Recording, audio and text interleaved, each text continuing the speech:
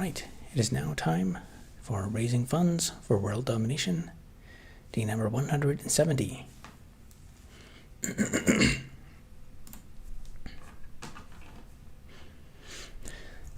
So here's the daily update.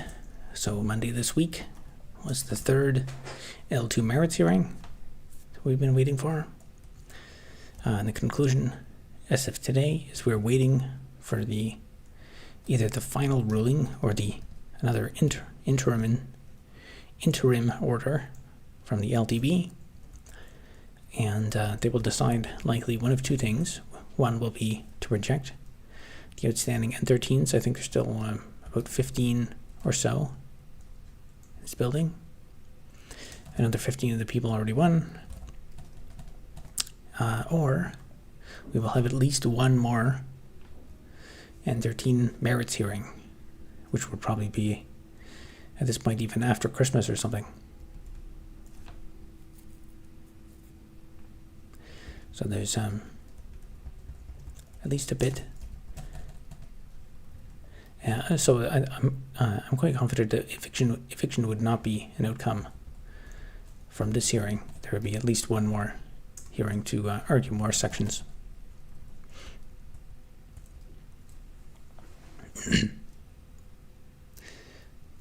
Night 2B says hello. How's it going?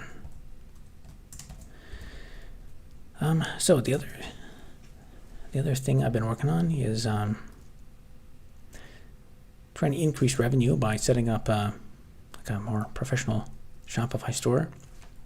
For years, I've had a kind of like manually created store linked on my blog, but it gets very little traffic.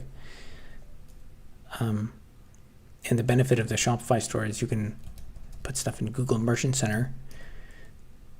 So the way it's supposed to work is you put it in Shopify syncs to Google Merchant Center, and then YouTube can pull from that, and then you get ads that are embedded right under your videos. So I did that, and my store got disabled. Made 5 sales so far in the Shopify store. They have all shipped.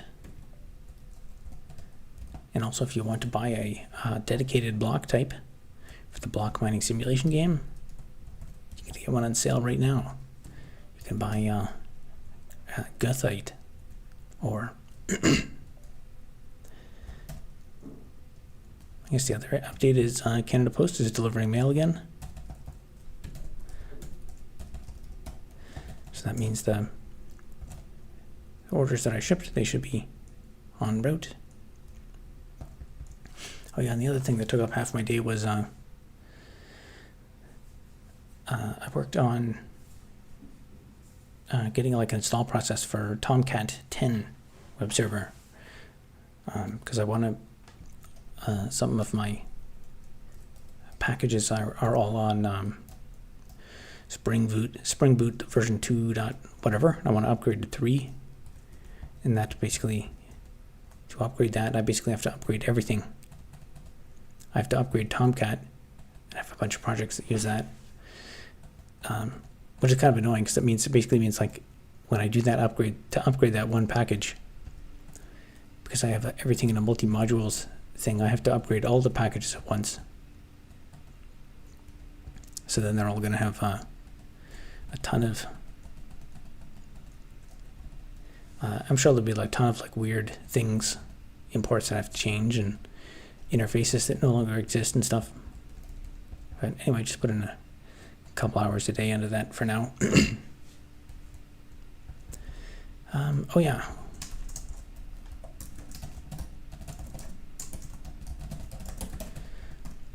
So continuing with the theme of my last few videos, so I did that how to start a business video.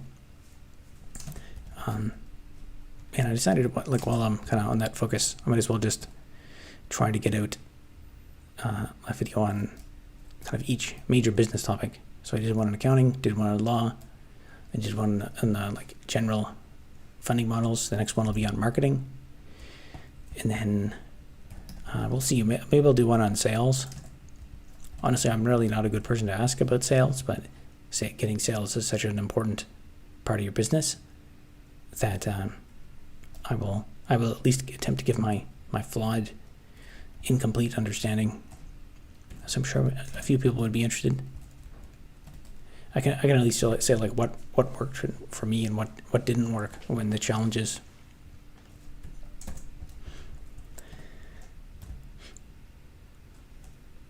Yeah, and so for this stream, we're going to continue working on the block mining simulation game. We're going to continue working on that general purpose scrollable list.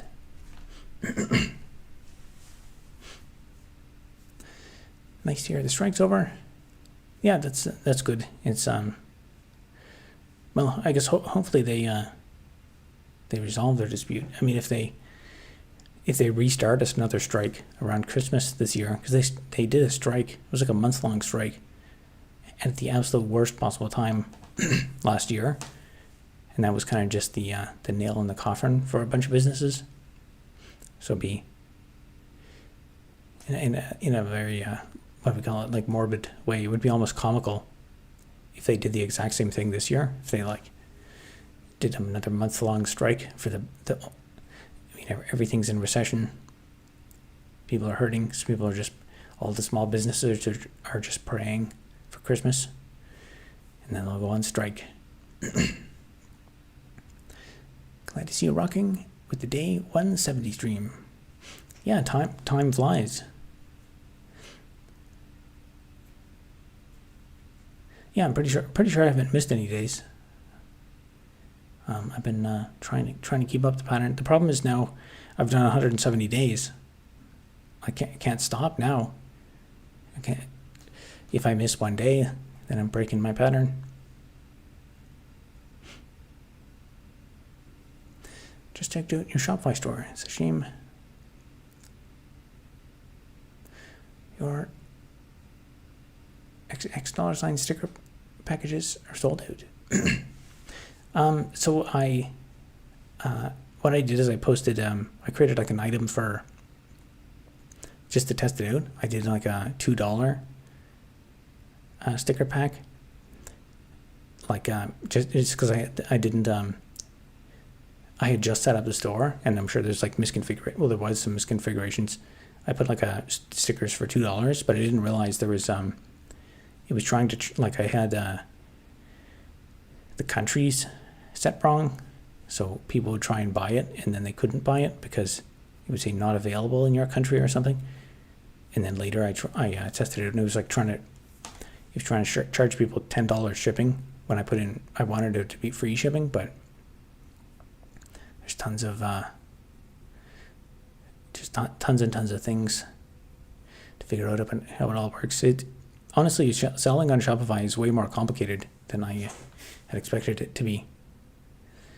And we'll see. I mean, it's also expensive. It's like $40 a month or something. At this point, it's not even clear if I'm going to be able to make enough sales to cover the $40 a month it costs to run the Shopify store.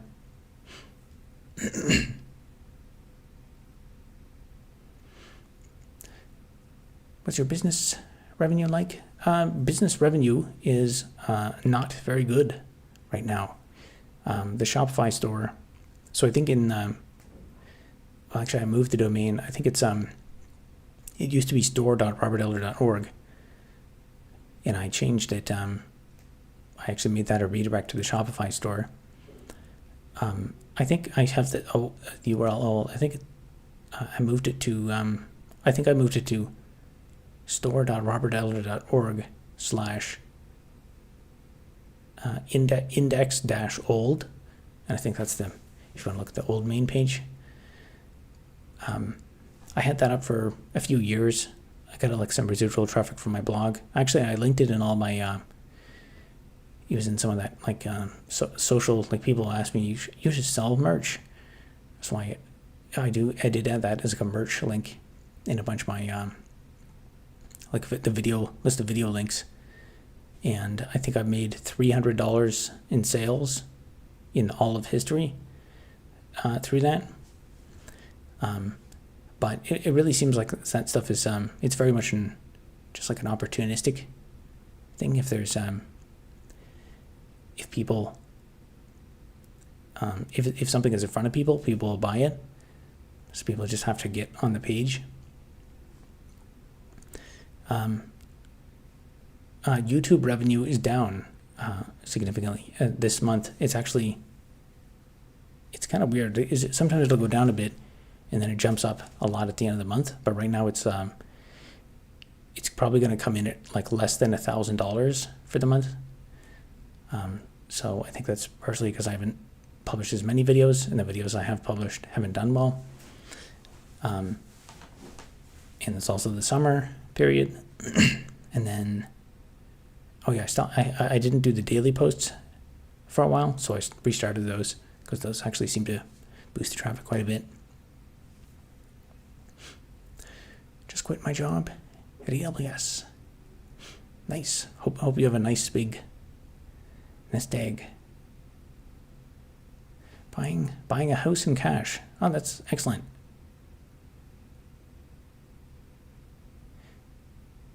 $18,000. That's pretty cheap house. 2-story house. Basement and garage. Pennsylvania Rust Belt town. Wow. Yeah, I mean that's the way to do it. Actually, I mean the last one of my recent kind of guilty distraction is there's this random. I keep getting recommended these videos of there's this guy I had never heard this word before. It's called a boffy, which is I guess like an English or Wales term or something. And there are these like actually I don't even know what the definition of that word is, but it's this guy. He just does these like there's these like kind of remote locations. You can go to like basically an old abandoned farmhouse, and there's like association or something where you go and like it's kind of like camping or something, but there's like a really old basic house, and you just go like go on a hike. It's in the middle of nowhere, where there's some really old 200-year-old stone house. It's like it has no power and stuff, but there's like some basic implements there to actually stay there. And watching those, it's made me think like, man, that'd be so nice to just go into the forest and build a house, or buy like some kind of fixer-upper house in the middle of nowhere, instead of having to work for 200 years to pay off a mortgage. And there's even the housing situation here.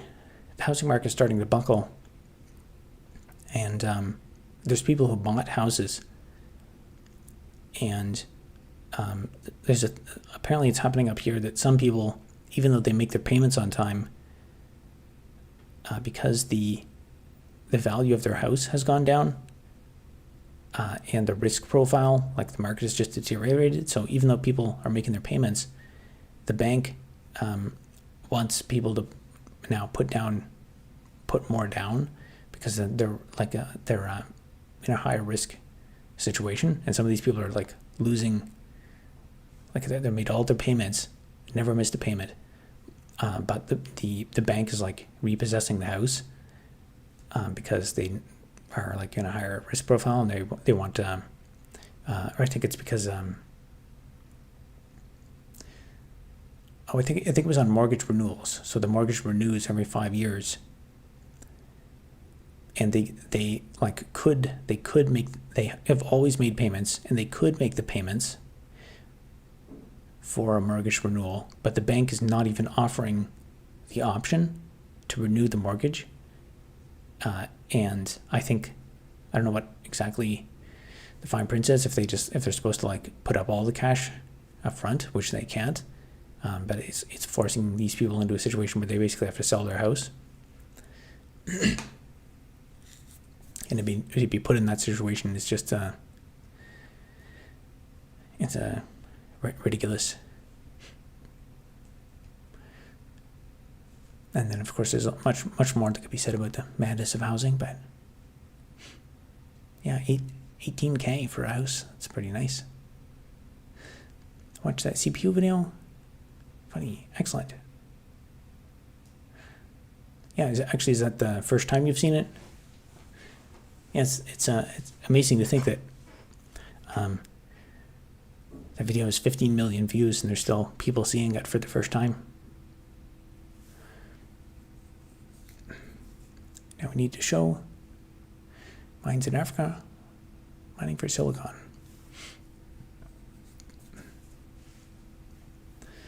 Yeah, I'm not sure where the best silicon mines are.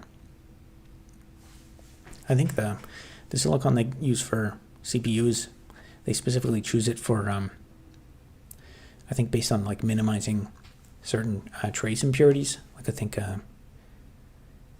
iron is one of the ones that's hard.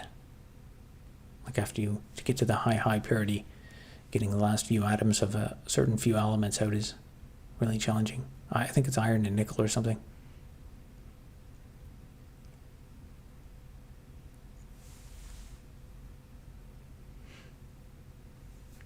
Did you know about PTS of Shopify?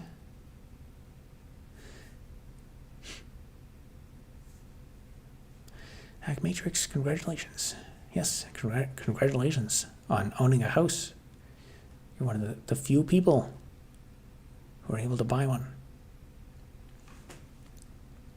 Livable with electricity, water, and housing scarcity in my life. Almost once. So it's a major relief. Yeah, that's awesome. Yeah, I guess I'm not sure how much long you worked at Amazon, but if you worked there for a decent amount, then you may have, and you played your cards right, you may have saved even more than 18K. That'd be nice to just buy a basic house, and you could code all day.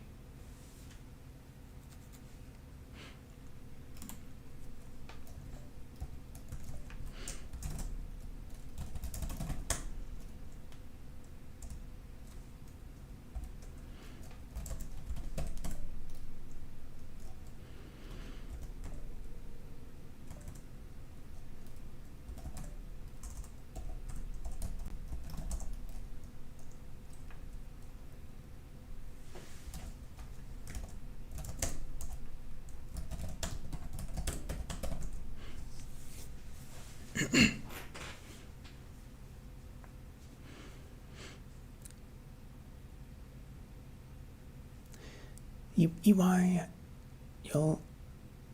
LVG says, "Yo man, how you doing? Long time no see." I'm doing pretty good. Slowly grinding away at everything. The renovation situation seems like it's favorable. The landlord withdrew some of his applications at other buildings.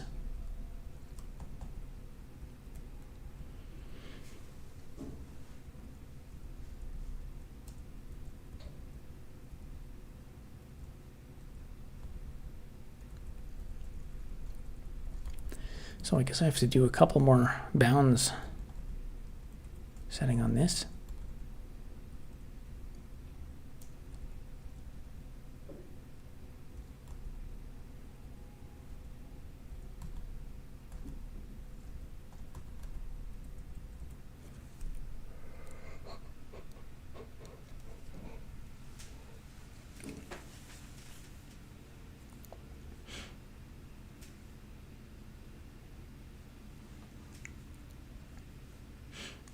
Don't know where they mine silicon, but there's a massive facility that purifies it in Michigan. Yeah, I think there are just to make it efficient. I think there are a few specific locations. I remember looking into this once, but I forget. Where they actually were. Wishing you the best and a good, productive night. I think I'm going to go to bed. Have a good night. Thanks for stopping by.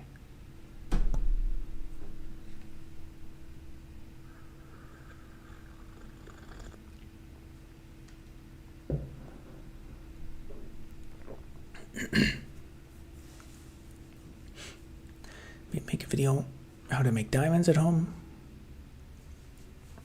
I was thinking about how how to make a quantum computer at home, which involves nitrogen vacancy diamonds.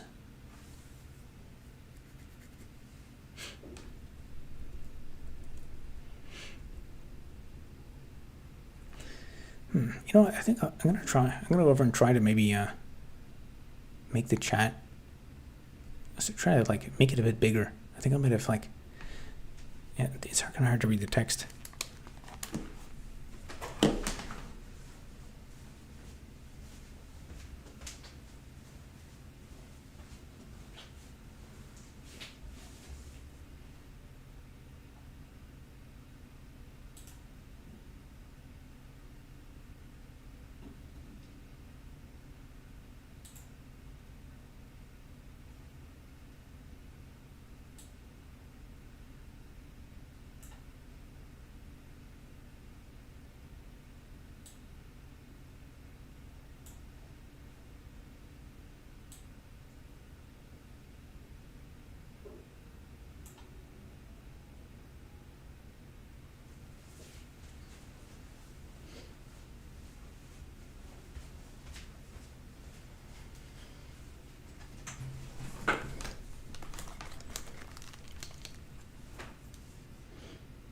All right, that's much better.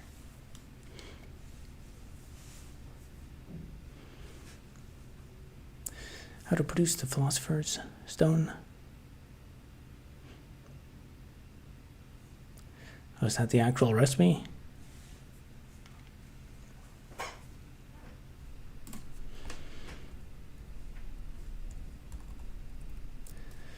right, let's think about how to make this work.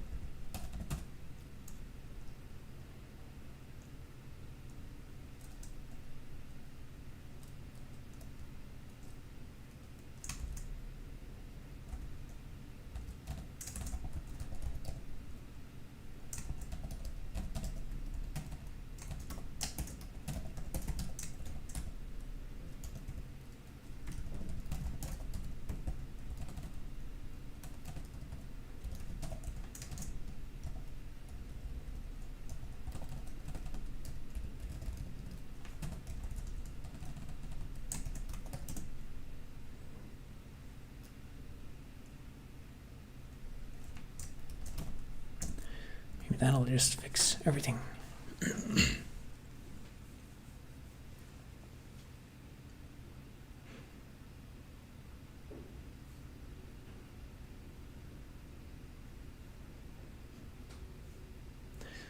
Drunken urine?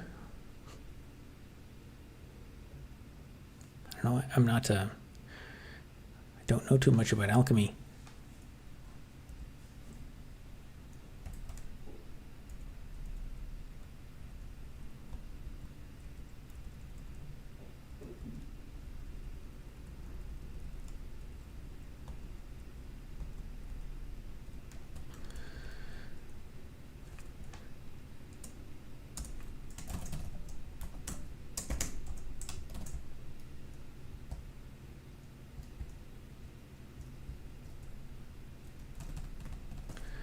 I guess there was 4.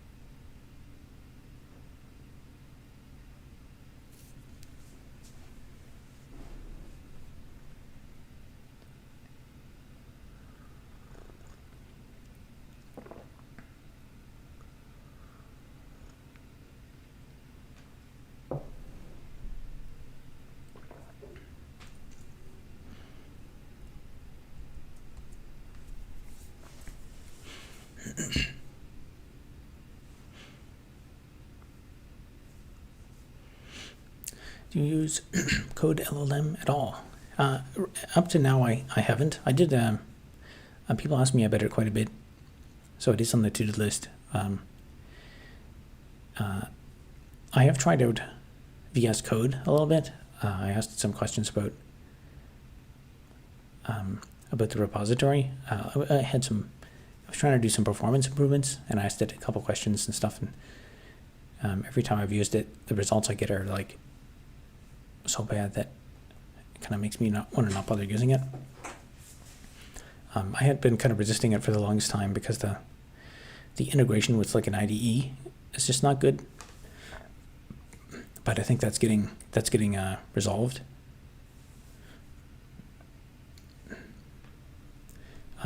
So it is. I do plan to do maybe. I'm not sure how it'll fit into my schedule. I got so many videos and topics and stuff to cover. I guess a lot of the stuff I need to do, like getting my projects upgraded, getting the Shopify store to work, getting my projects upgraded with the new Tomcat. Those are things like AI can't fix those problems. And like writing scripts, I could use AI to write the script for the marketing video, but then it would be garbage, and it would not be based on my experience.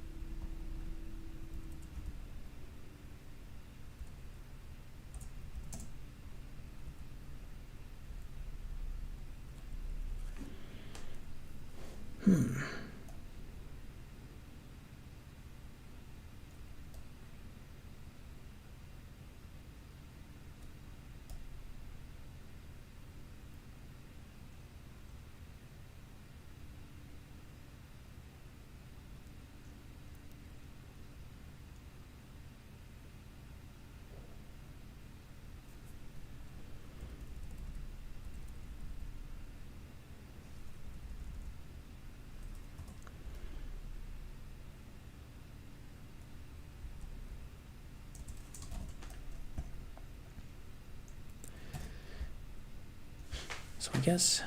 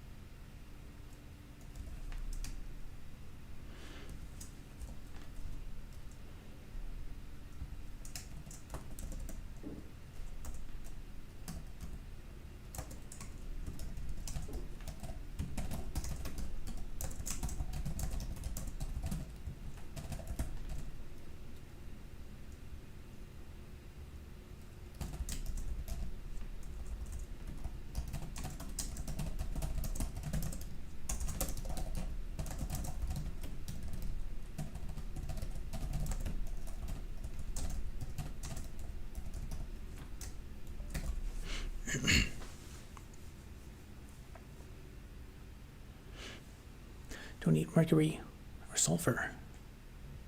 I won't. Or lead either. Uranium, that's off the table too. Robert, is payment for the ores in your game still available? What's left? Do we choose or do we make up ones? So what I'm probably going to do now with the Shopify store, I'll probably funnel people onto that. So that gives me, well, actually, I'm also kind of disappointed. So to answer the question, I can, I've sold 2 ore dedications through the Shopify store. So right now I have 1 ore type available. I'll probably, I think to just maximize sales, maximizing, like to get the conversions, the way to maximize sales is just make it simple as possible. So I'm probably going to just like choose the ore types ahead of time, and then add them to the store, probably like bit by bit. And there's like, so I'll just, slowly roll out. I'll do like a new ore drop or something, and I'll just add some items to the store, and then they can slowly sell out over time. So I added one for $1, and that sold, and the $2 one sold, and the current one is $4. And the ore type is called Gethite. I think that's how you pronounce it. It's another iron-related ore. And then if I, my strategy usually is just to like double down on things. So if something works, I'll keep doing more of it. So right now there's only 1 ore type for $4. If that sells, I will probably relist 2 ore types for $8 each. And then if those sell, I will list a bunch more for $16. So they'll keep going up.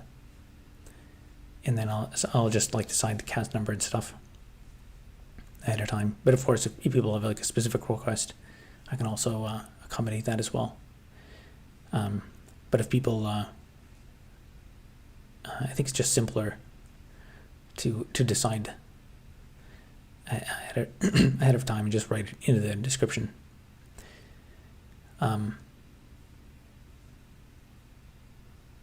Oh yeah, the other thing I was going to say was Shopify. I'm disappointed with Shopify because I thought it would give me a good way to add like a payment, like a step where what I want to do is I want to be able to like it's a customized product, so people order it, and then like before they do checkout, what I want is a workflow where people can type in like what moniker do you want for the dedication, and there's no way to do that. But they have this stupid like app store, so they have all these like garbage third-party apps made by like like who knows who, and then you have to like install the app in your store, and it's written by some like random person in Lithuania that I don't know, and then it's like you give this app permissions like to all your customer data, and like so it's bad enough Shopify gets all the customer data, but now you're giving the customer data to some other random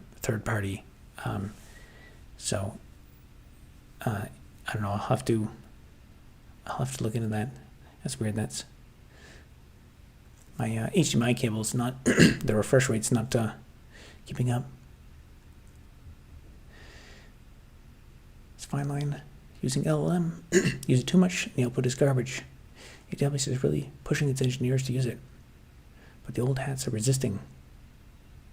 Yeah, I'm an old hat. The thing is, it's I would describe it. It's using LLM coding. It's bad enough that I don't want to use it. Like it's bad enough that I want to say like, this is a waste of my time. I don't want to use it. But it's good enough that it's clear to me that there is a use case for it, and I think I'm going to have to give it the program and get onto it. But it's I guess on a day-to-day basis, I don't really do a lot of coding as much anymore. Most of it is on stream, and here I'm just trying to get to the next milestone. What is the temperature? The temperature is 1. I literally just bought Goethite a few minutes ago. Goethite was one of the greats. I think every student should read Faust. Oh, you bought it on the Shopify Store? Yeah, I'll have to go and I have a couple of block types to add. So I'll add that soon, and then I'll have to add some more block types to the store. You should use Stripe for that. I do actually have, I was using Stripe with my other store. I mean, maybe I'll have to like fall back. Maybe I'll have to ignore the Shopify Store and just go back to my own like self-hosted store type thing. Maybe that'll end up being less work, because as it is right now with Shopify, I think I'm gonna have to like write my own app just to catch the form field of this stupid thing. It's ridiculous. But then again, I don't know.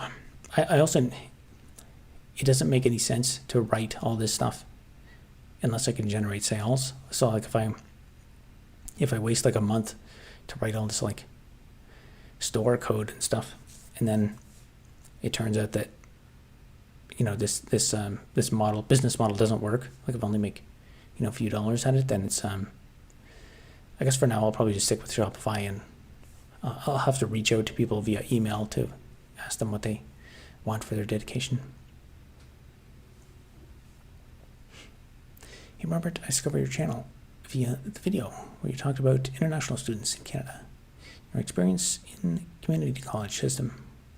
Your insight seems really refreshing and unique.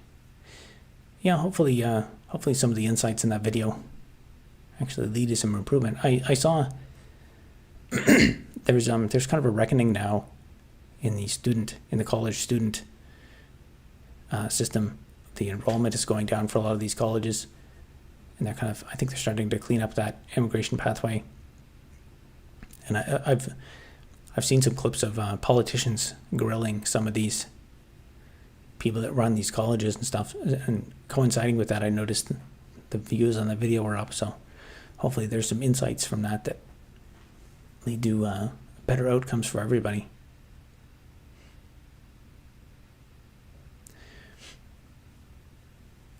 For the custom configuration stuff, yeah, I'm sure.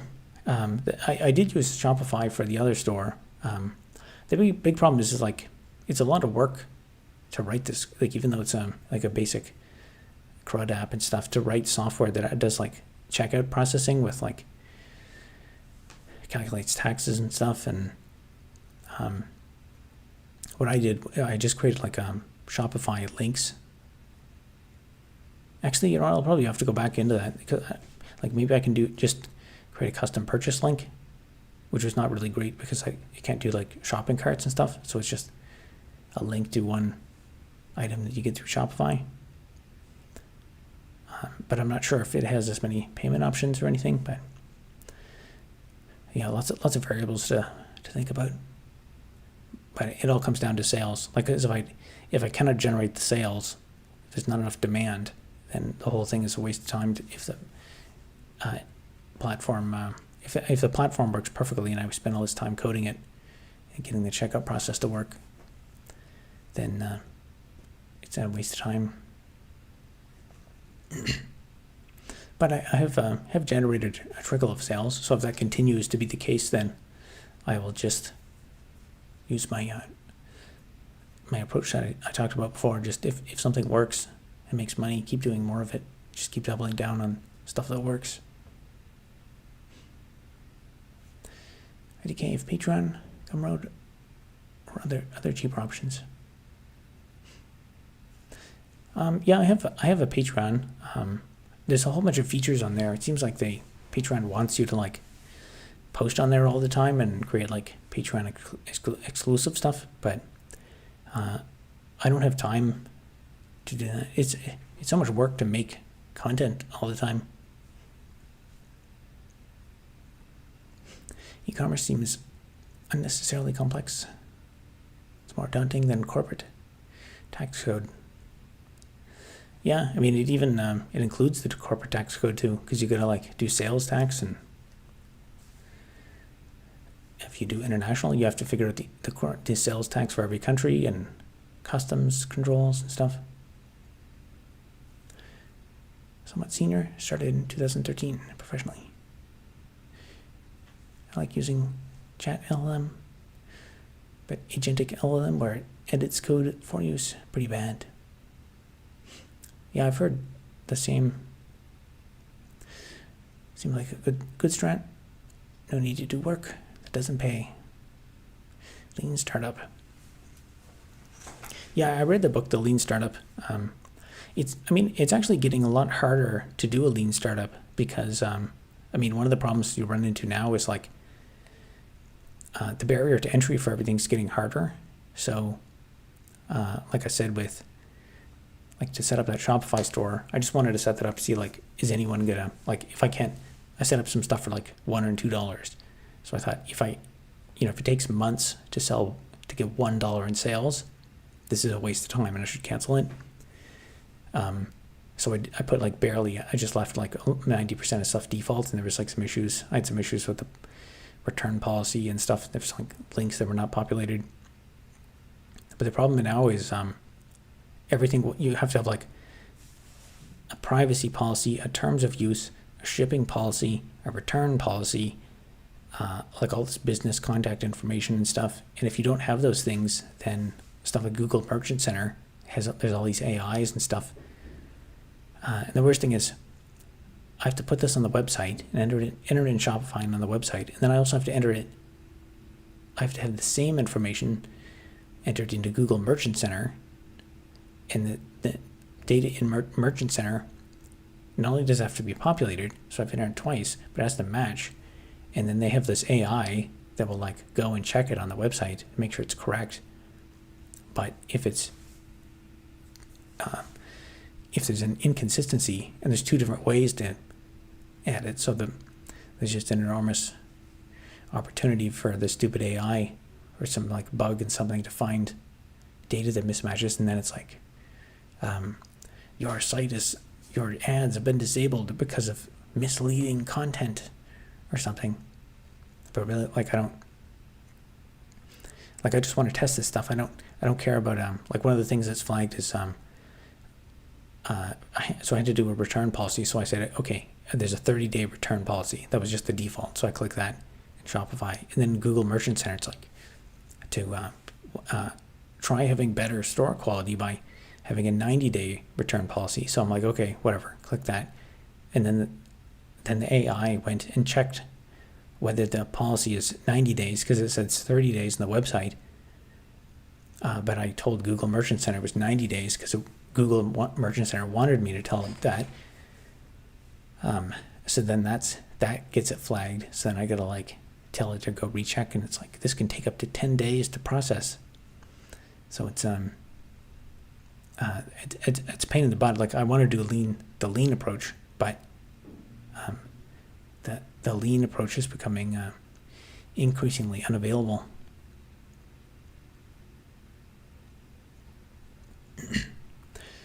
Albert Tesla says, hi, I'm back. How's it going?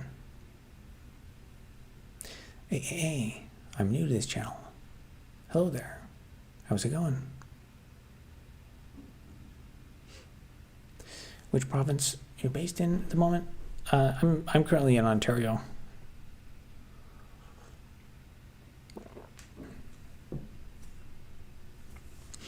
The idea of doing a bespoke e-commerce site reminds me of a note that I had on one of the whiteboards in the house. Stop trying to solve hard problems by yourself in a way that doesn't help anyone. Yeah, I mean, it's almost, on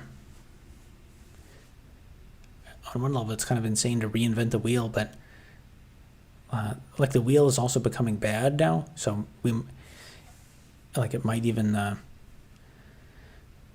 it might make sense to write your own minimalist system from scratch now and have less features that actually work. I used a custom Stripe checkout for $1 3D print models for my first digital product. Never even thought to use Shopify. For some reason, I think he's in Ontario. Yeah, I'm in Ontario. Yeah, the reason I used Shopify is because if you've ever noticed on YouTube, you can have like links under your videos, and that's like it's like ads for my products under the YouTube videos, and the click-through rate on those was quite good for the like 5 days that it ran. But I don't know if anything like that with Shopify. I'm here. Started a full stack dev class today. Nice. Thank you very much for the $3. Like I said, I can't say the chat window doesn't show me your full name, so thank you very much. We dot. Because I don't see you in the text chat. Thank you very much.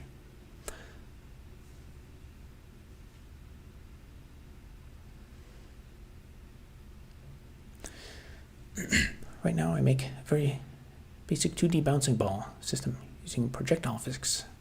Nice.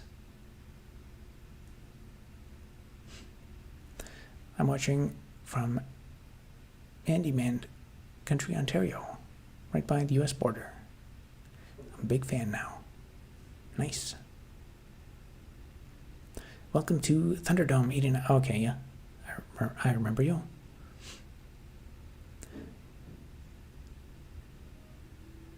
I have a question for you. Hypothetically, you created the first AGI that can run a simple device no more than $500. How would you go about world domination with that without losing to governments? You hypothetically create the first artificial general intelligence that can run on a simple device no more than $500. How would you go about world domination? I guess, if it's a true AGI, like if it's some all-knowing, vastly intelligent thing, theoretically you should just be able to hook it up to the internet, and then it should be able to go out and like compromise everything and do whatever. Like if it can, as soon as it touches internet, it should be able to go wild and do whatever. Next billion-dollar company? Why not trillion-dollar company? The problem is every time I try to bound the ball in my window, with every collision, it's increasing the speed, or decreasing based on which order I'm handling the collision. I don't know, it's hard to debug from the chat. It could be a number of things that could lead to that. It depends if you're using like a framework of some kind, or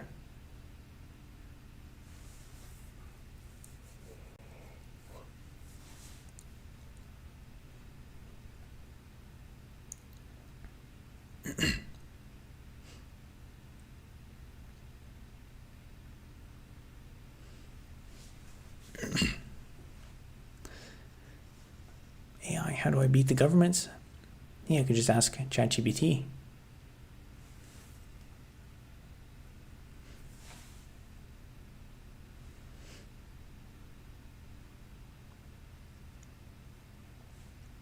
Should I go for Verlet?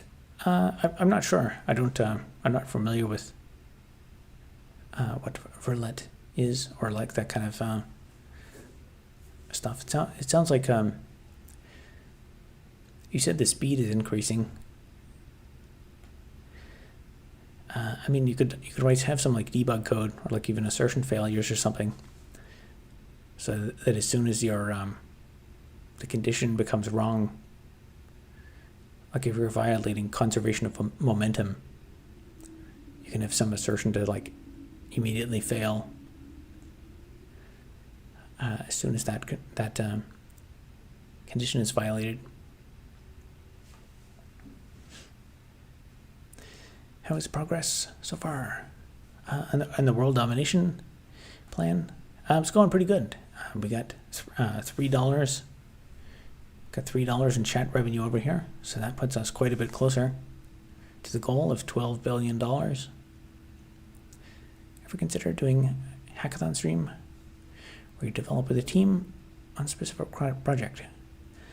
There are lots of kind of fun ideas, but I'd like to do. But at the moment, I'm just too focused on other,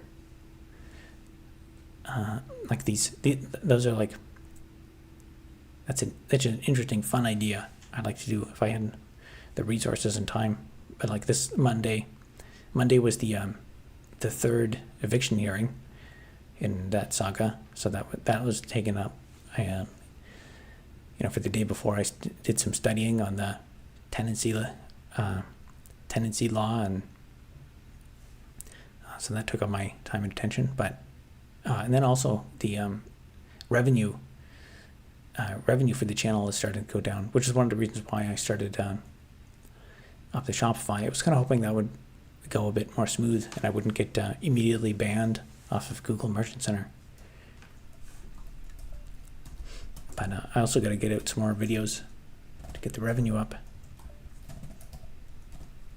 But if I had tons of revenue coming in, then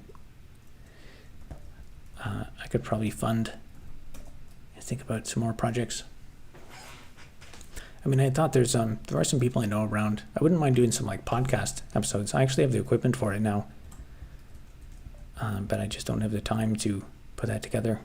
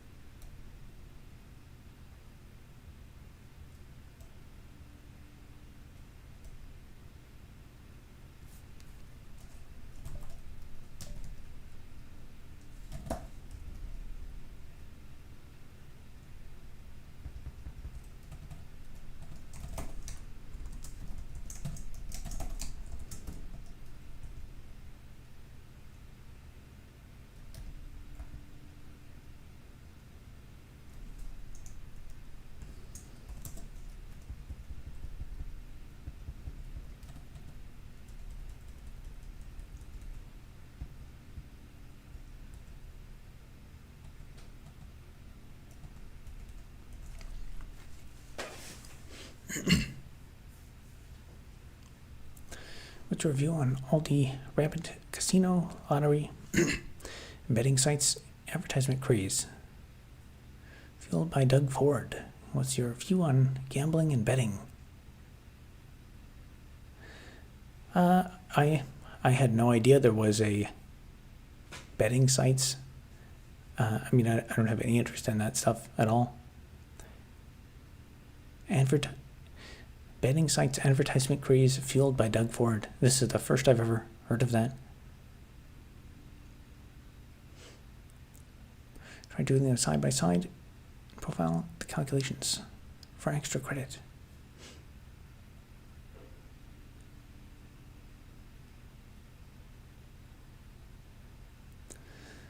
I'm not sure which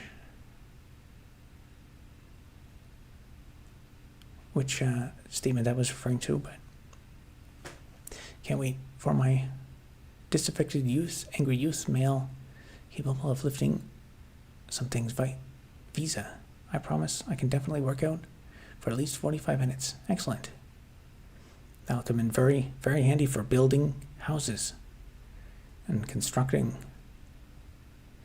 great buildings and bridges. Robert, maybe you've already answered previously, so I apologize, but why rely on Google and Shopify when it's been up your own simple e-commerce sites for merchandise sales? I did that about probably 3 years ago, and it's been there for years and years. And I mentioned it on stream multiple times, and I have a link to it on almost all of my videos. And I've made only $300 in sales over the past few years. So the basic answer is like having the site. I've already had that for years, but the problem, the main issue is always just getting sales, getting clicks, getting the views, getting the attention. If you have a site that's getting like thousands of hits and clicks and stuff, it's easy to just convert that into sales. But if nobody knows your site exists, and the advantage of, so if I put products in Shopify can push the product listing data to Google Merchant Center, and Google Merchant Center hooks into YouTube. So underneath of videos, it'll actually display like the image of the product. You've probably seen these ads. A lot of people are like t-shirts and like hats and stuff that that you sell on. There's like the advertisement link embedded in Google's and right in YouTube's page under a video, and so the click-through rate on that is probably like orders of magnitude more than getting someone to go off on another site. How much money have you gotten so far? From the first store I set up in all time, probably like $300. I think as of right now, the Shopify store, I only listed like a couple test products for like a few dollars, so I think it's like $20 in revenue so far. But I listed a couple more products there for kind of more realistic prices. So we'll see see how long it takes to get a sale on those.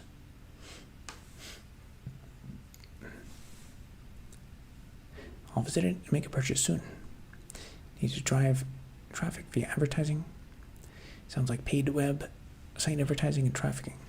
I have played around with advertising, but the problem is, unless you like the amount of money it takes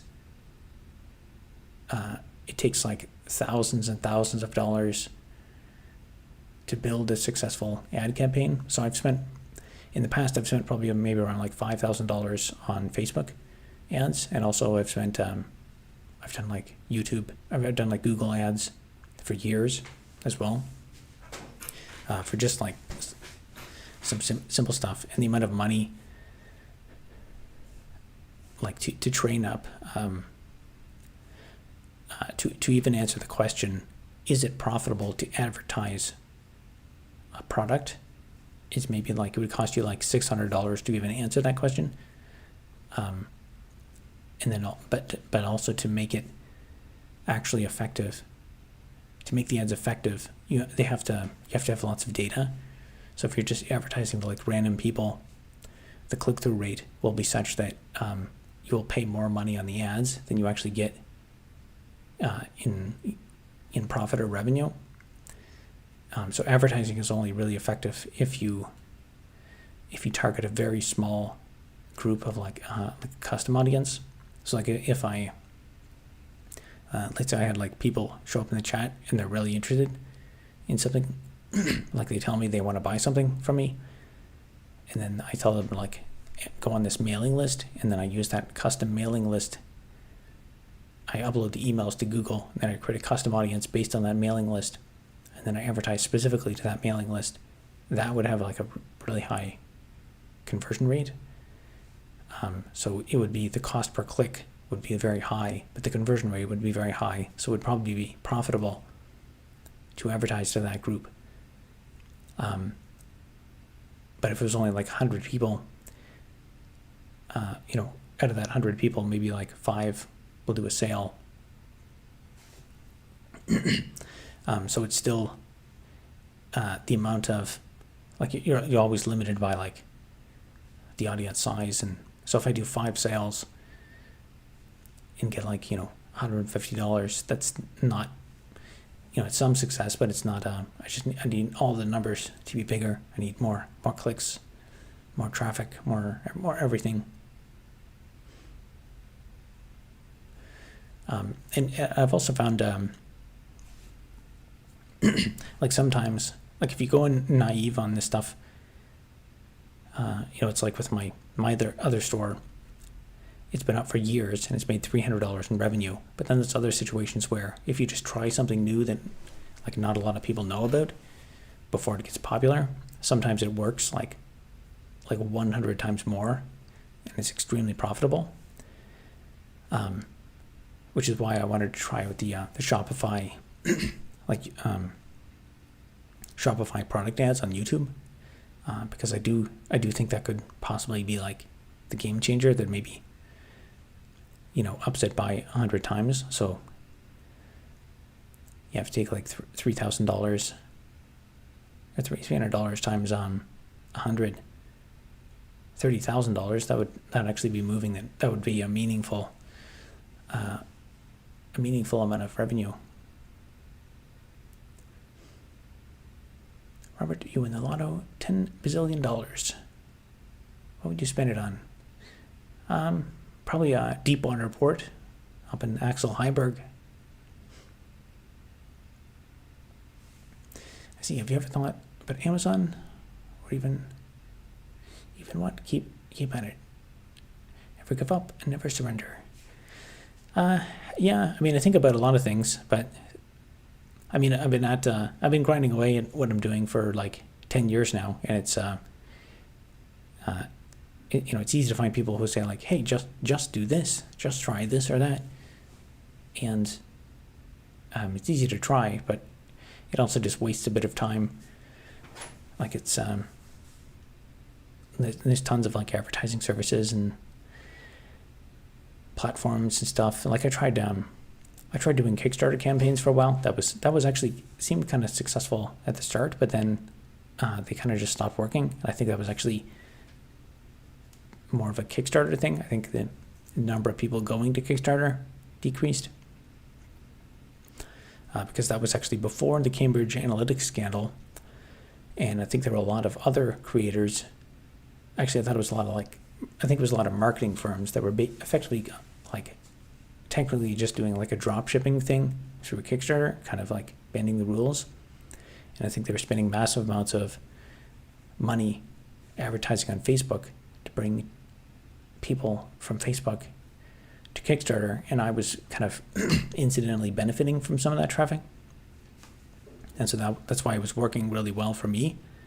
But then when that went away a couple of years later, my campaigns didn't really get as much traffic. Then I tried Indiegogo. I tried that. I made 5 sales or something there. So it's there's tons of things you can do that may make like a couple of bucks here and there, but nothing that it's hard to find something that has massive scale, and it's also a big part of it is building up a large audience and mailing list. And when you're starting from zero, it's difficult.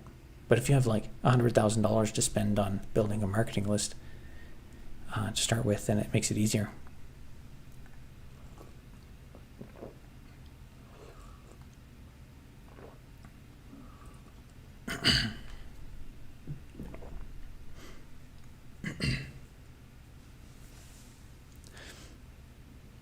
Let's say we successfully secured the funds for bootstrapping. Exober, have you ever considered all the legal implications of acquiring the land establishing a provincial jurisdiction? Honestly, I haven't. For now, I'll just assume that it'll be easy.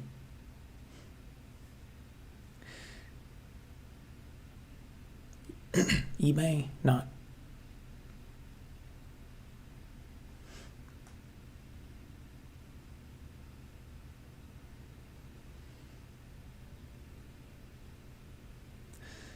You're suggesting eBay? I actually did try eBay.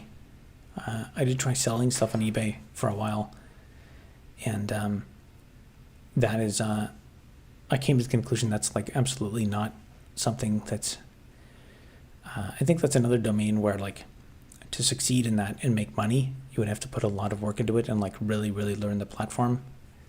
And I think the people who are successful at that, a big part of it is like they have extremely good inventory management. So they have like all their stuff labeled, and they have like a warehouse to store stuff in. They have like maybe like some old collection of stuff that's like, if they got $100,000 of old junk, but it's all like labeled and classified and stuff.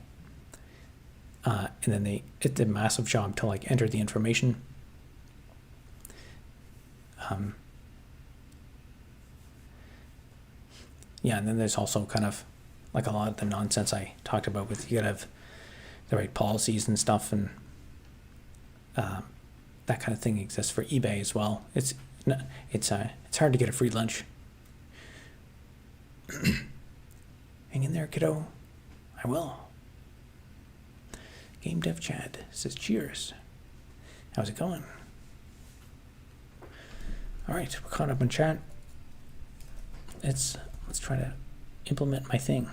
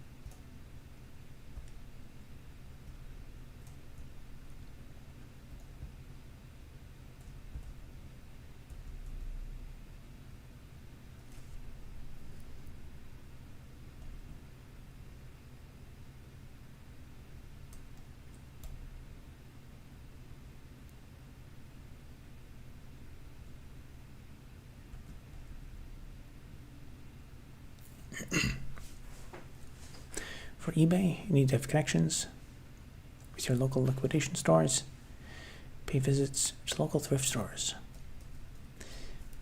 Yeah, I think it depends also on what area of thing you're selling. There's also a lot of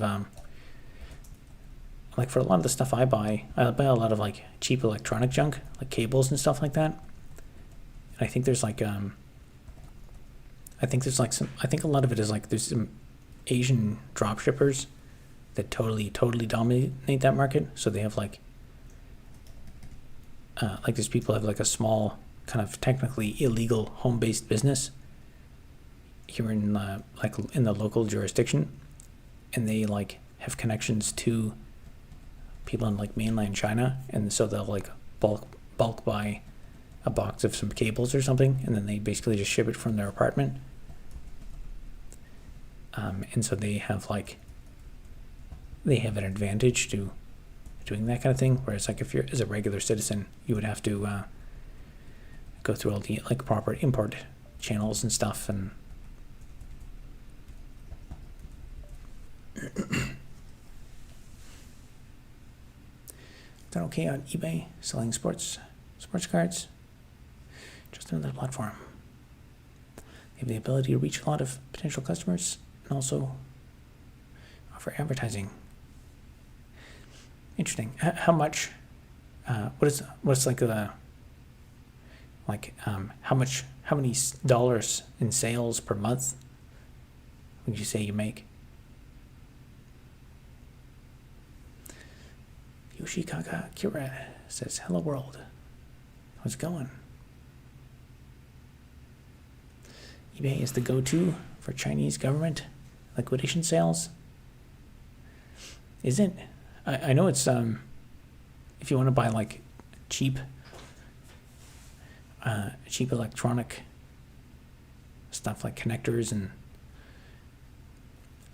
anything you could think of that is made in China. Like anything you'd think like, oh, I'll just go to Walmart and buy this. Often I find you can get it cheaper on eBay, but you have to wait like a month for it.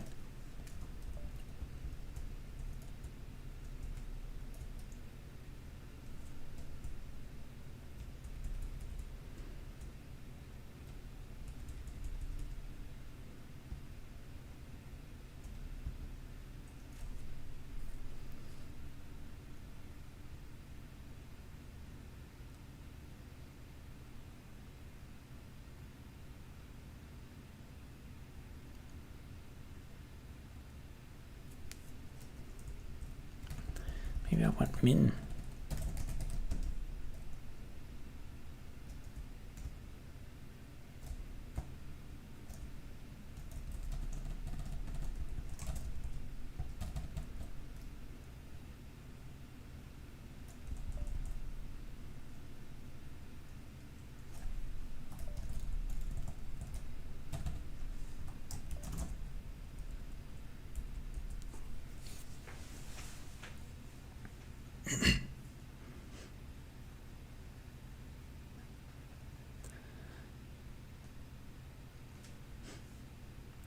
Not consistent, but overall I've sold about 30-40 cards, made about 450.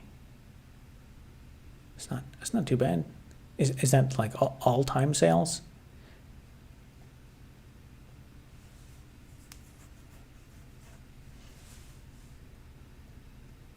I assume that's the case, but I had mentioned Octane drives in a previous stream. They just want any amount of money for certain things. Yeah, I think for some things that are on there are, I don't know if it's like they're like a return products or something, or they're like rejects from somewhere else. And sometimes I buy stuff and it's like totally false advertising. What I get is not at all what was advertised. Man, people snipe massive office liquidation sales of local offices. Latest being the Windows 10 to 11 updates. A lot of PC towers are being phased out.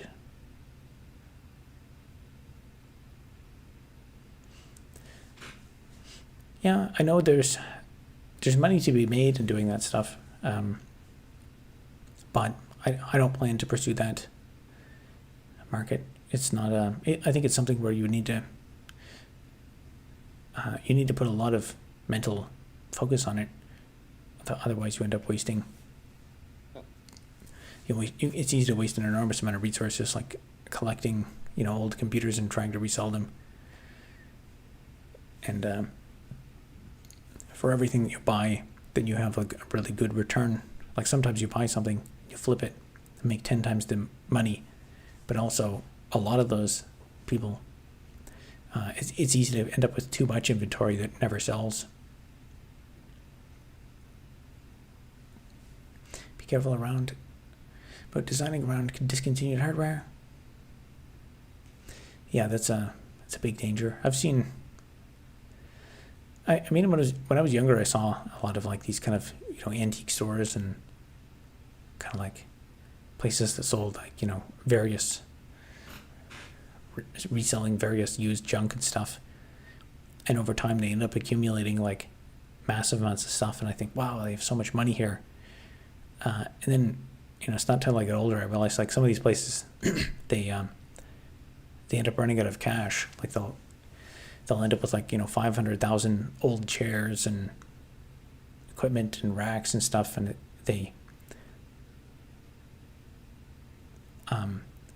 what you end up with, I guess the technical term for it is like they call it a negative selection portfolio in like financing. So like if you buy something, if you buy some of this used stuff, if it's something people want, then you sell it by definition. But if it's not something people want, you end up stuck with it. And you have capital invested in this, and it's just sitting there every single day, and you're wasting time and space trying to sell it.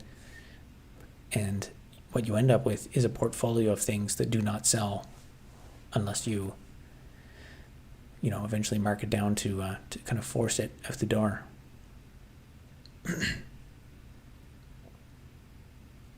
What game is this? This is a game that I'm developing.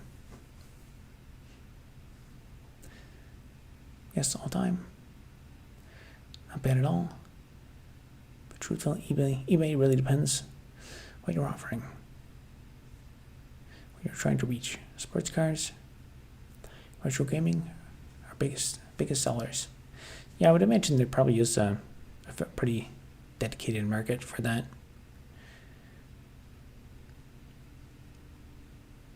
But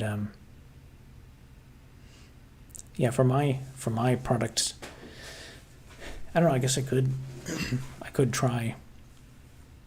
I don't know how many sales I'd get of regular expression fridge magnets. Yeah, I mean, the other thing too is like, unless I put a lot of time into it, like if I waste time having another sales channel, I mean, like let's say, like here's a realistic scenario, and probably why I wouldn't try doing eBay. So I'd set up the regular expression stickers and some of the prints, and then by some miracle, let's say I get $100 in sales with the like handful of physical products I have over the next year. So now I have $100 in sales from eBay, and I got to read all their policies and stuff. I got to figure out like how their tax calculations work. I have to.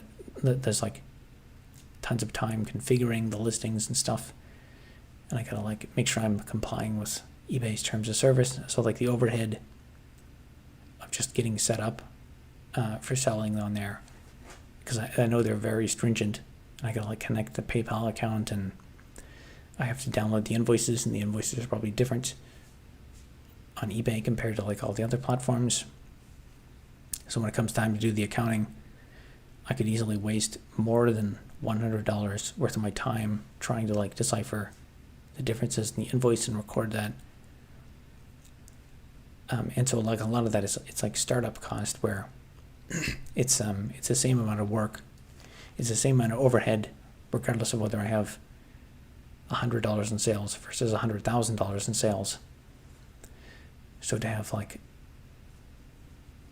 unless I have lots of sales, it doesn't really make sense to have, like technically, I could keep my existing store that's linked on my blog. I could maintain that one. And I could also maintain the Shopify one.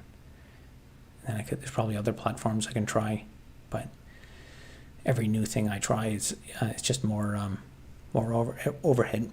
And if I'm only doing hundreds of dollars in sales, it's just I'll go broke before I get anything. And to think about it the other way, if there's actually demand for what I'm selling, people will come to you. I shouldn't have to have it on a bunch of different platforms.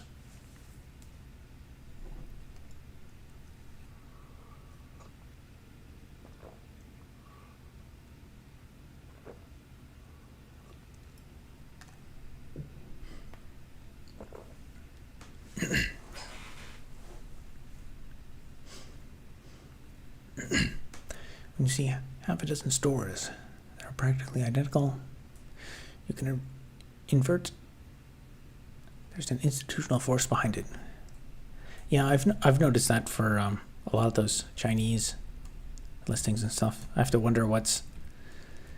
I don't know. There's something going on there that I don't really understand. Market analysis that sure that will pay dividends for the time spent. On eBay, have no PayPal, bank account, or credit card. All that are connected. Set up to pay out profits. Yeah, I mean, in my view, that doesn't necessarily make it simpler. Like there's still just, there's terms and policies, and I mean, when you've tried out enough of these things that I have, you get tired of like when you start to look back on how much time you've spent screwing around. Like you probably like, it sounds like this is kind of like a hobby side business for you, but I bet if you actually looked back and asked how much time have you spent like checking your listings, checking like eBay messages, like clicking on this or that, and like tending to the maintenance of it all, and like responding to messages and stuff, the amount of time you've spent on it is probably like way more than you would just estimate at random. Have you tried pitching your world domination plan to Elon? Really think he would be interested in investing in your cause? That's a good idea. I think I should probably get the next release of the game out. It'd be more convincing plan. Once I can get a bit more to show for it.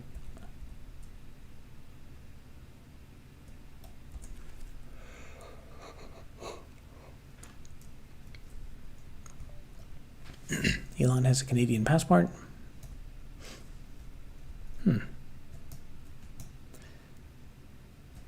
Yeah, I did know he first moved here to Canada. Although I guess I can't. I'm not sure that helps my business case necessarily.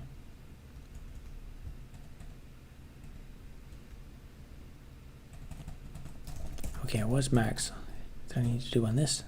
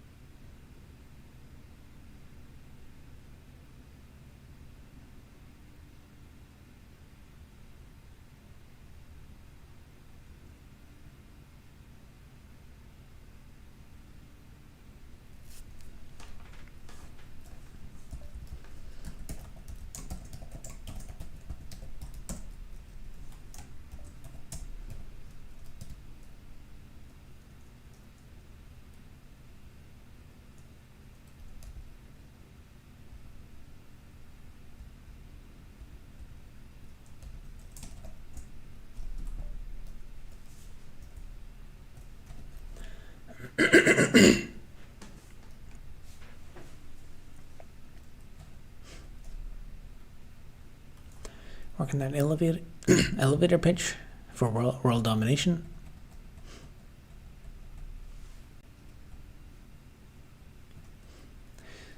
Honestly, only time Sun can do it is taking pictures and creating listings. The rest is somewhat automated, except occasional messages.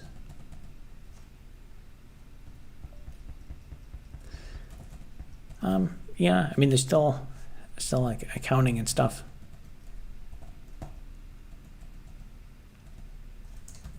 You said $450. Is that $450 all time? How much time is that over?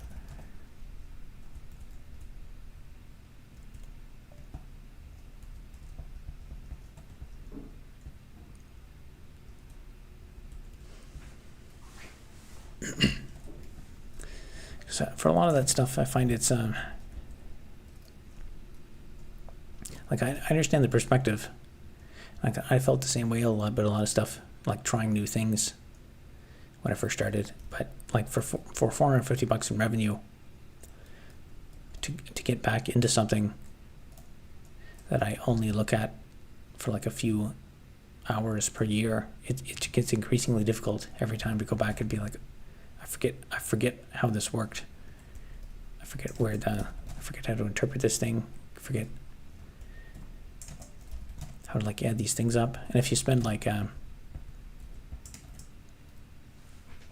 mean, technically, depending on how you value your time, for $400 in revenue, 1 day worth of like going over your invoices and adding them up could like basically wipe out any of the gain or profits on that.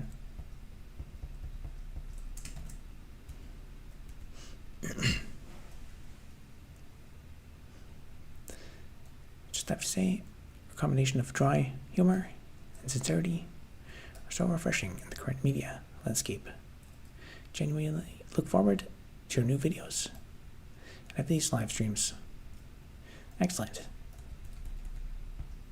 Another happy customer.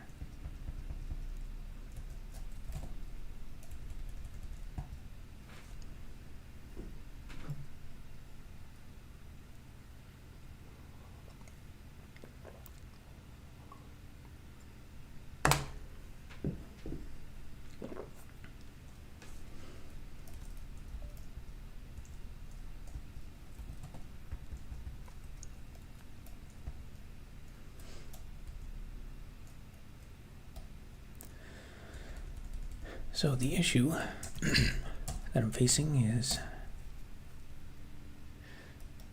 it's displaying items multiple times.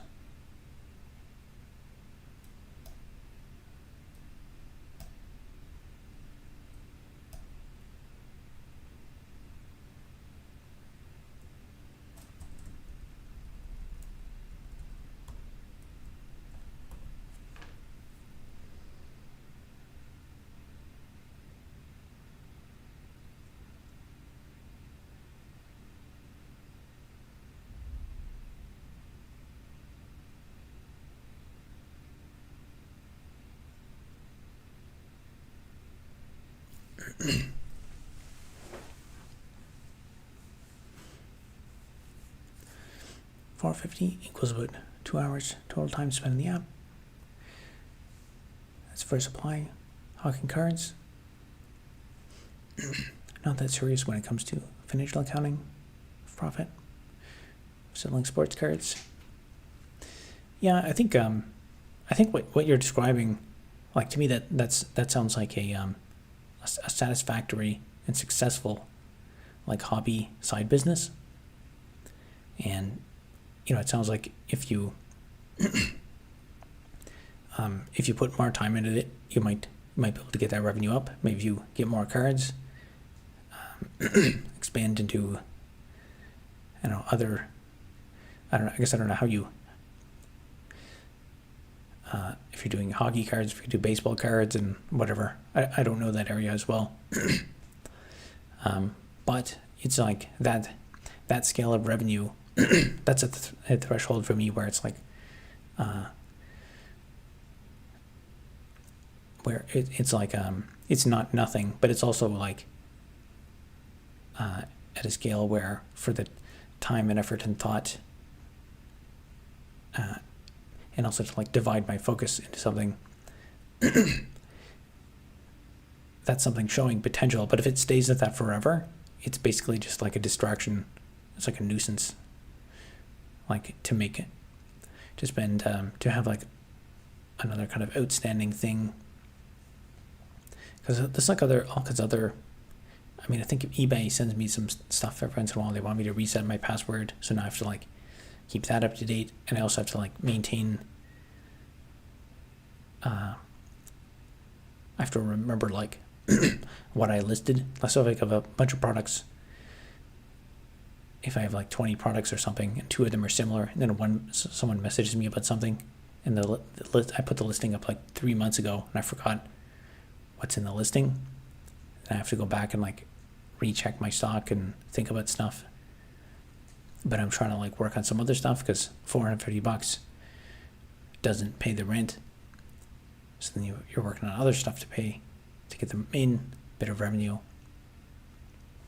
But if you can get that up to like 10x, like 4,500, then it's like, and it's kind of that's maybe a worthwhile distraction. If you can get it up another order of magnitude, 45,000, now you're like, you might, it's like a borderline thing you can live on.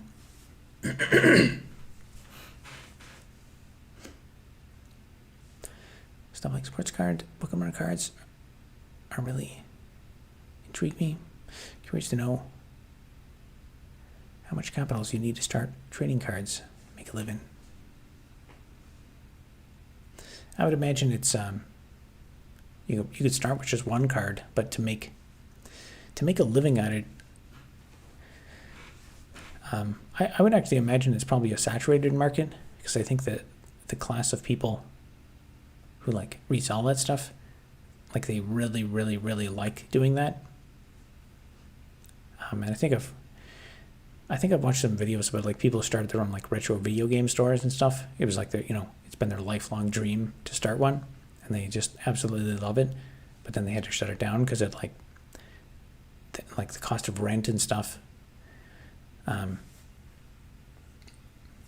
especially if you hire someone to like stock the inventory and label stuff, and like there's so much overhead to things now. It's a lot of work to keep a business running. Overhead like property taxes, Real problem for me, I like them too much. Don't sell cards unless it's a duplicate. Yeah, I think that's the sweet spot for those businesses, is the like when you like working with this stuff so much that, like, you're almost glad if it doesn't sell.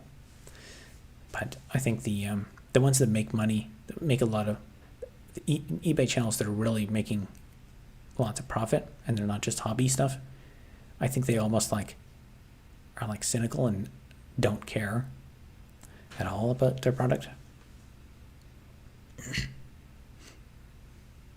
Definitely a full-time eBay, just a way of getting rid of duplicates. Yeah, I think it sounds like a successful hobby business. Some people do make a living. It's possible. Just have to be consistent, dedicated.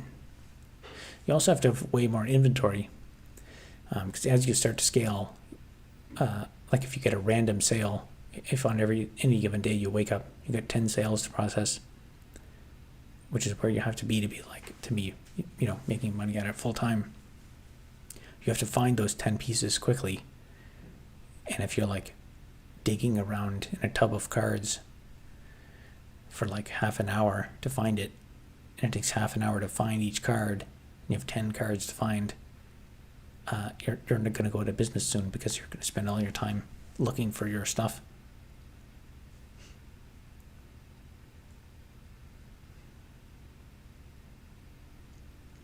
Find inventory card shows. Yeah, I think it's like anything. If you want to be super successful at it, you have to really, really know it well and really like it. Making a ton of money isn't the end all, be all end all.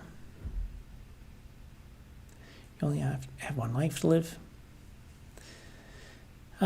Yeah, that's true, but you also need a house, a place to live. And I guess if you really like the cards and collecting, then the kind of ultimate dream is to make so much money that you can buy even more cards.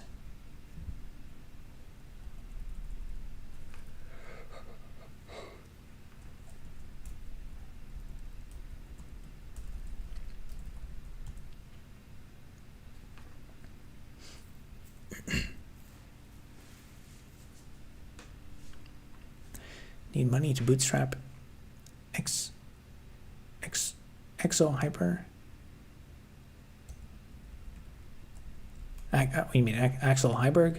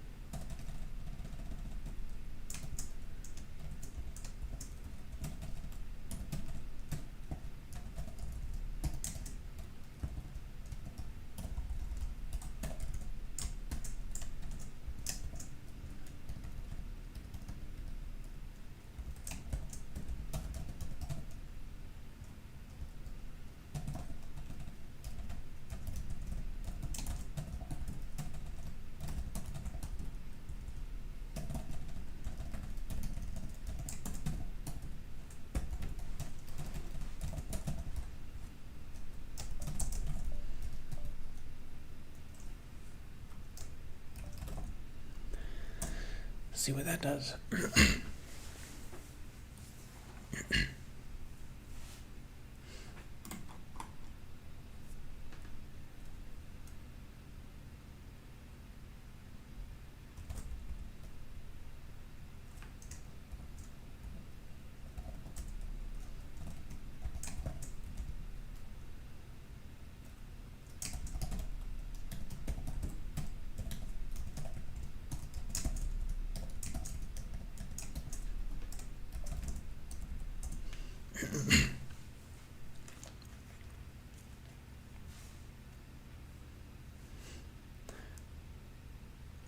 Ultimate Dream is 1952.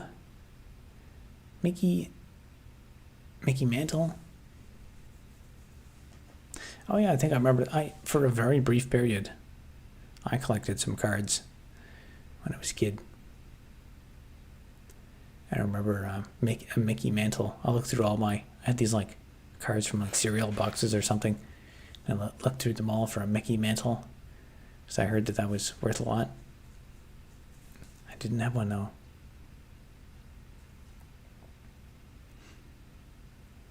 PSA 10, Wayne Gretzky. How do you spell? It's AXEL space HEIBERG. It's an island way up in northern Canada. Do you really use VI or is it an alias? I just use I just type VI because it's an alias for or it's a symlink actually to Vim.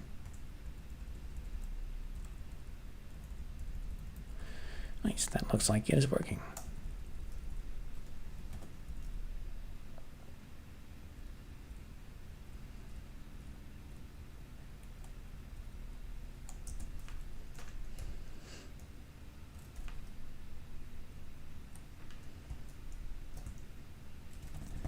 All right, let's see what happens when there's one list item.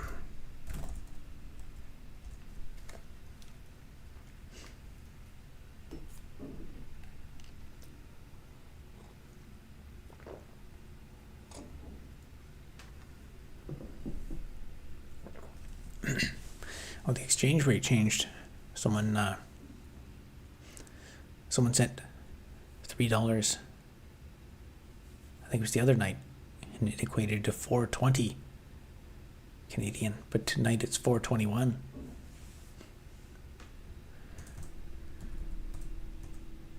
All right, that's doing basically what it's supposed to.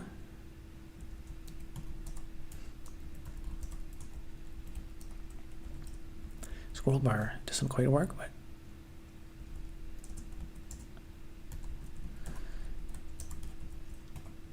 that's satisfactory.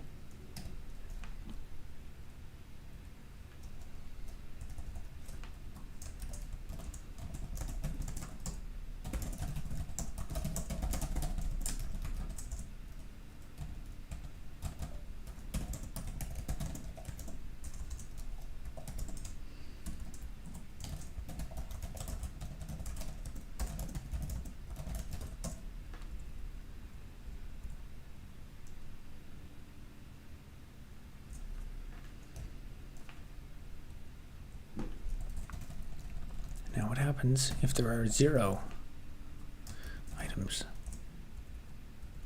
Will it crash?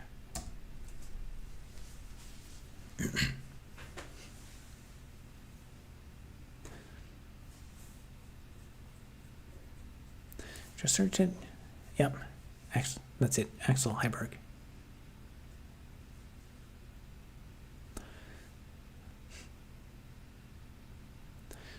Dialed back by nvim config.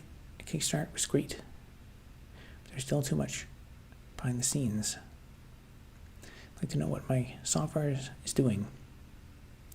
Yeah, personally, I don't use any plugins. I just use vanilla Vim. I tried using plugins. I used that a lot at the start, but it became too much work to maintain the config, especially on different computers. How do I contribute? There's you can use the super chat feature. Actually, I'd say the best way to contribute would be become a channel member, and then on the lowest possible tier. Actually, yeah, that would be the best one. Is become a channel member for 99 cents a month, and then forget that you're a channel member because it's only 99 cents a month, and then just be a channel member forever. That'd be great. You can also check out my Shopify store, which I've been trying to get a few more sales on that. I think there's a link. I can't remember if there's a link in the description on this, but there's a link to my my channel as well.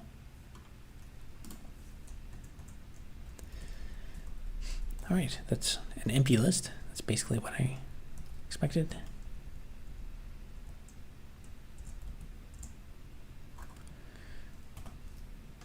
Does not crash, which is good.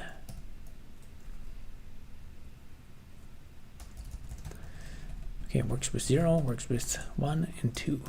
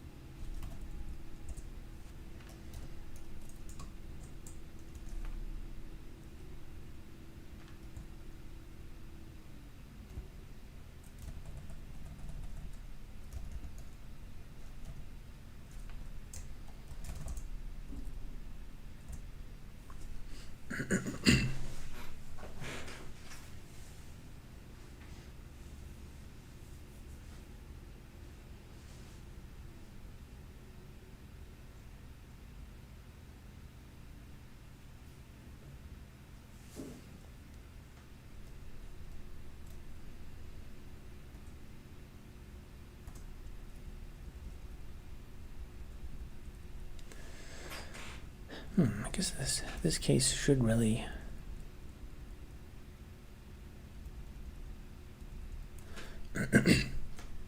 display the item on the second column.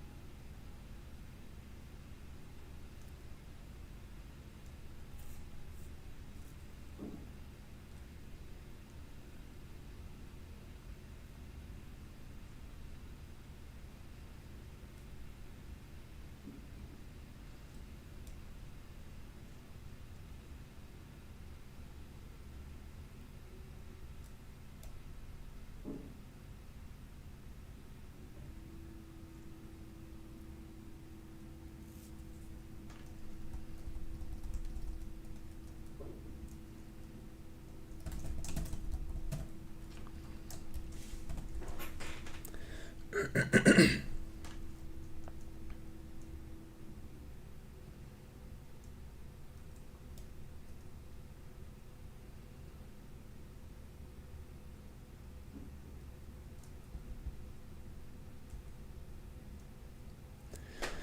the problem with this was, so I think that caps it at 4 items.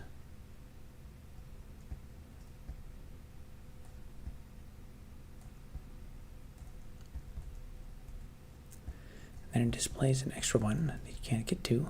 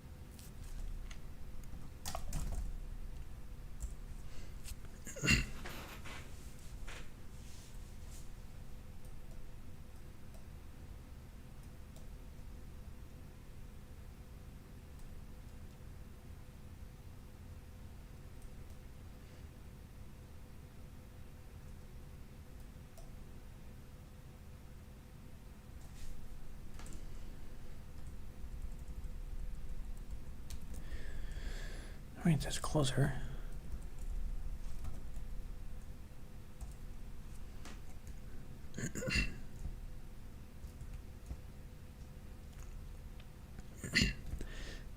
becoming this is becoming more complicated than I had originally envisioned.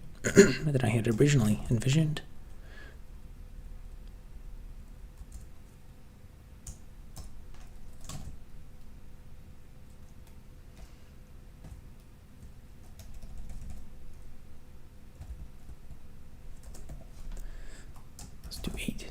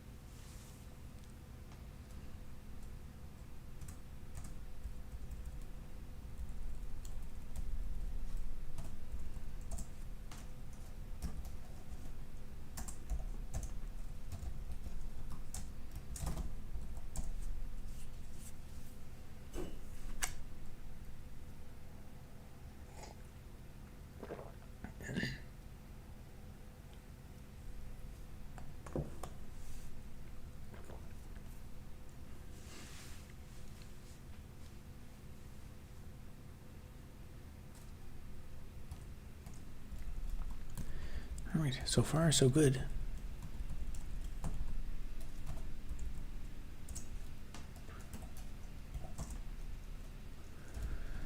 Okay, we'll try 12.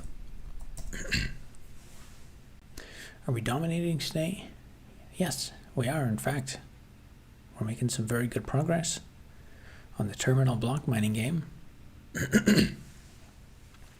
I'm getting a lot closer to having finished this terminal-based scrolling list feature. All right, that works. Let's try 13.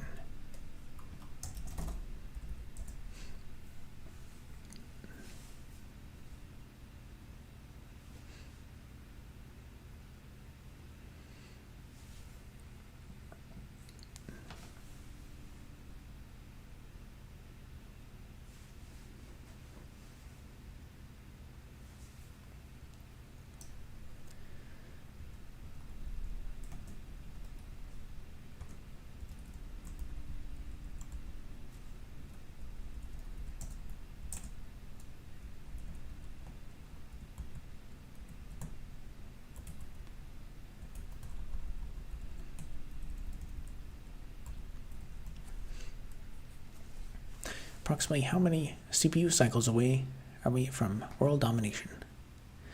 Probably quite a few. So, I mean, CPUs, they do a lot of cycles every second. I don't know, it's hard to calculate exactly.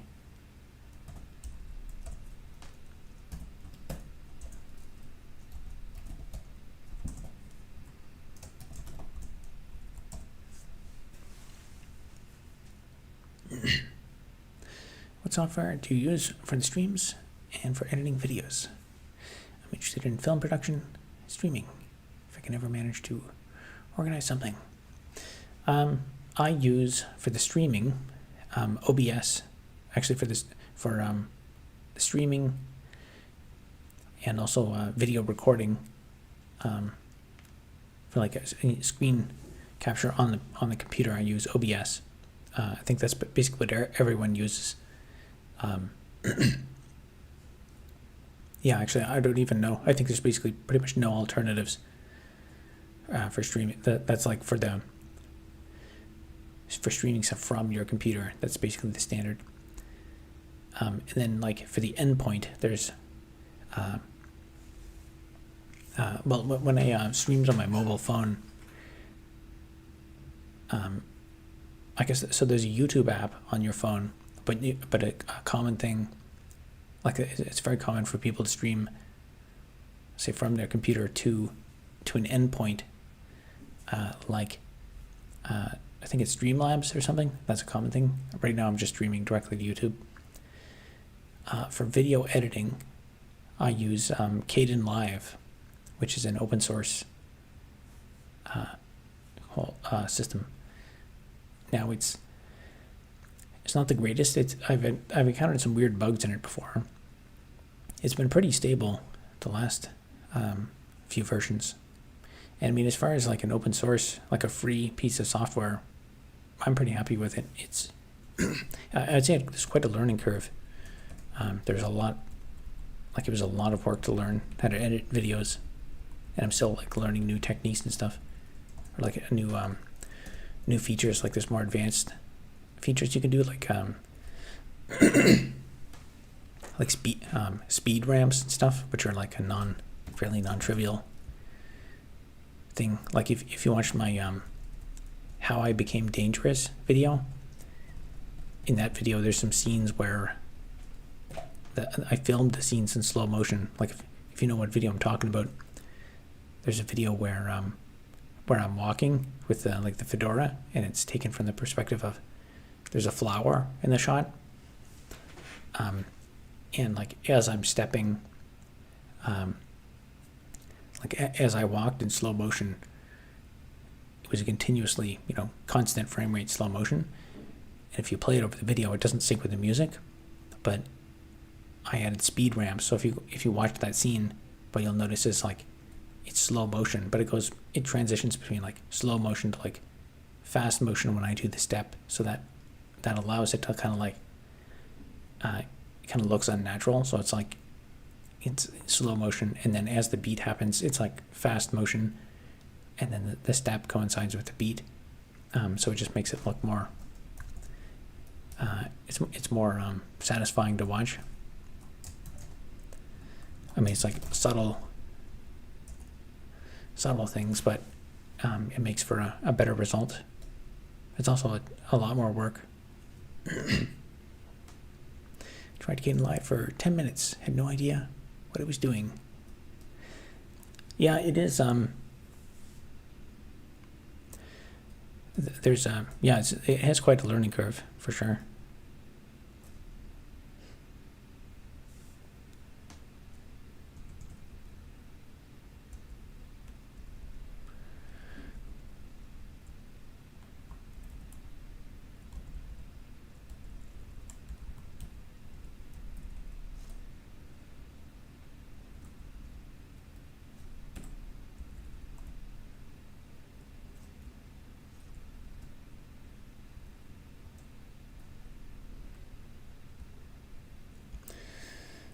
Okay, yeah. So there's one edge case to fix there.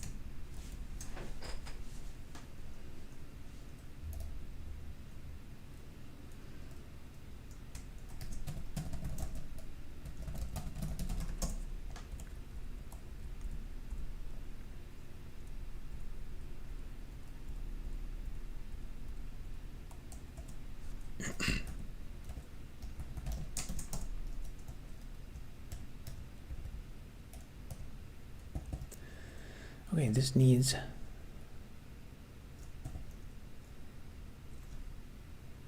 adjustment.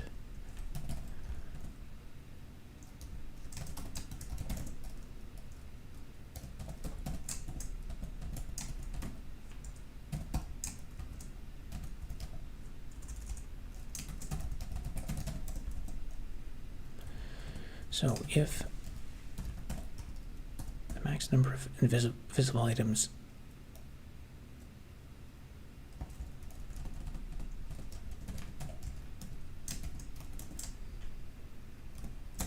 that number is greater than that, then we want to peek to the next item. Otherwise, do not.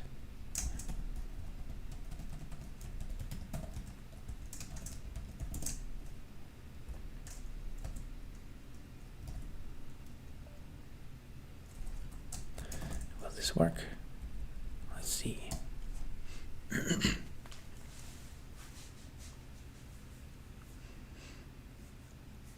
Thanks for our insights. I found most things worth doing take some amount of hard work. Yeah, it's true. But then again, there's lots of things that aren't worth doing that also take a lot of hard work. There's no shortage of things that you can waste your time trying and learning. All right, that's looking really good.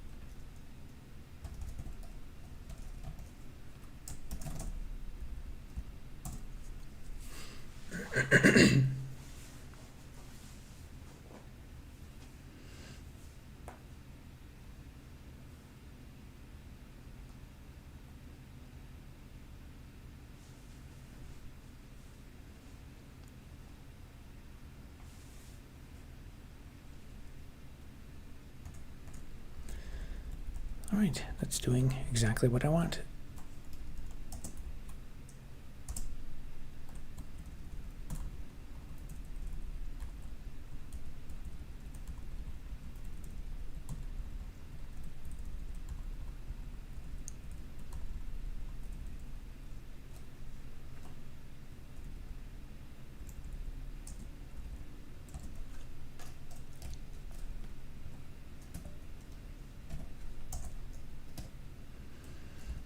See what happens if there's 500 items.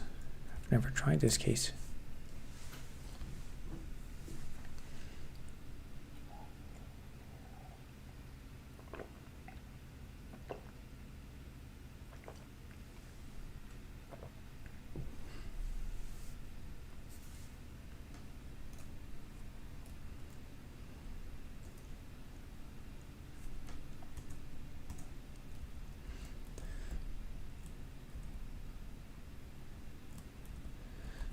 All right, works pretty good.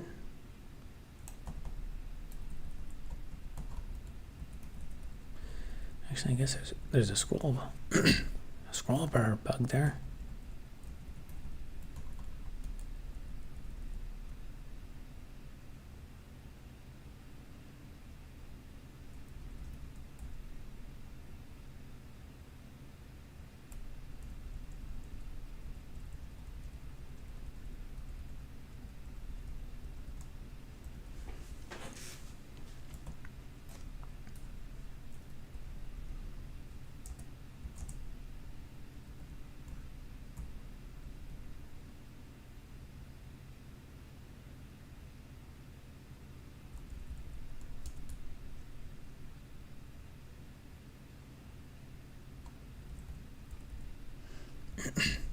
Now soon, you'll be able to use this scroll bar to look at all your items.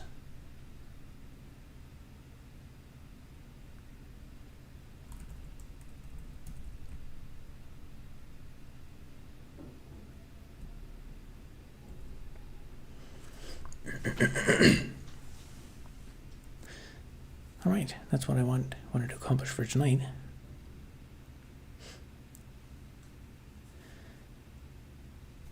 Yeah, that was a successful stream. I guess I'll probably call it a night there. And we'll begin again tomorrow night for day 171. All right, have a good night, guys.